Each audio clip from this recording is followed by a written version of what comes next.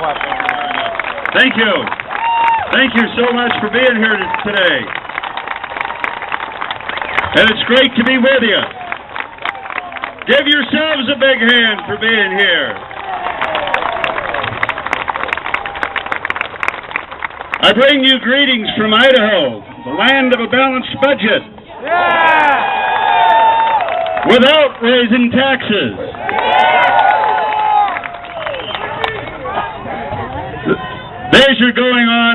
These are going on all over the United States, much to the chagrin of the major news media. They've tried everything they can. They've tried everything they can to bring you to your knees, but you have not done that, and I'm proud of you.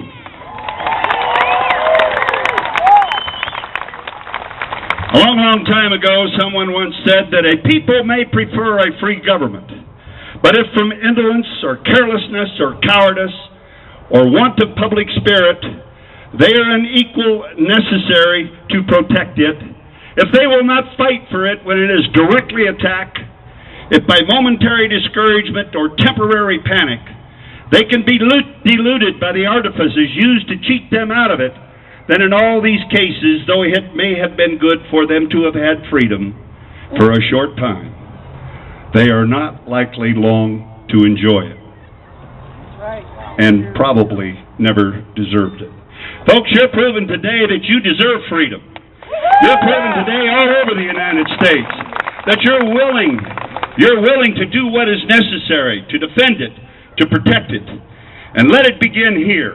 Let it begin now. Let it begin this far out from the election so that by the time we get to that magic date in November, when this great republic should stand as proud as it ever did, that they will then also remember at the ballot box about what freedom is all about and about what movements like yourselves can make the difference. Yeah. I spent 6 years in Washington, D.C. I apologize for that. Those 6 years, I went with the Millennium class. I was elected 2001, and I served until 2006 with many of those folks that John talked about. I stood shoulder to shoulder with a lot of those guys in the dark days after 9/11 in September of that year.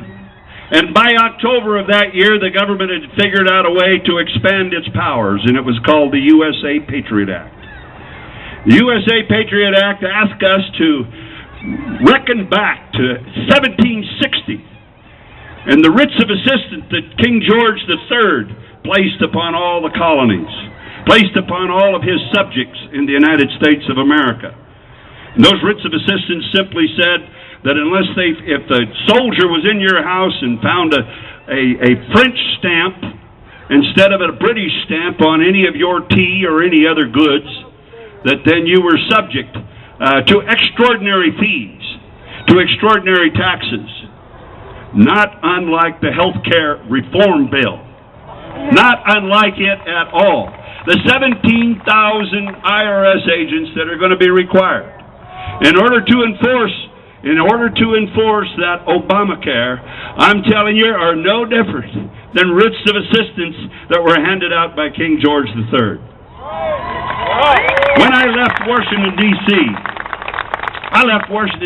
like I said, after 6 years, I looked around and I said, you know, this republic of ours is a beautiful thing and it's worth saving. But we're not going to save it from Washington, D.C. It is not to their benefit to divest themselves of either the power or the money in Washington, D.C. And so I concluded from that time on that, as I believed in all my life, that the created can never be greater than the Creator in any sense of the word. So I said, the way that we're going to save this great republic of ours is one state at a time. The same way this country was created.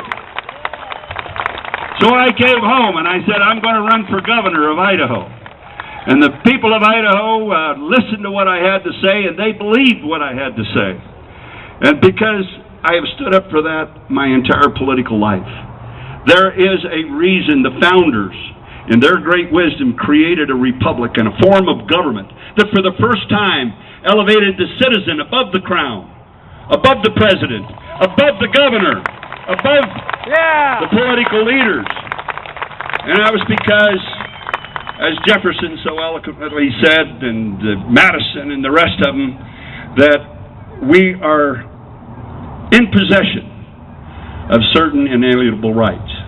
And that means you can't lien them, you can't give them away, you can't sell them, they can't be stolen because they're a gift of God because of your birthright. You were born with those rights. And so I bring to you now the main effort that I've put on since I became governor of Idaho, long before when I served as lieutenant governor, when I served in the United States Congress.